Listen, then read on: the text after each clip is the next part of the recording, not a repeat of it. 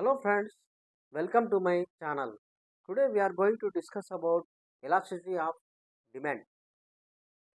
Elasticity of demand means to explain the relationship between the percentage change in price and the percentage change in demand. Elasticity of demand was introduced. It is also known as price elasticity of demand. To overcome the drawback of law of demand, elasticity of demand was introduced. Elasticity of demand is calculated by a formula. Elasticity of demand is equal to percentage change in demand by percentage change in price.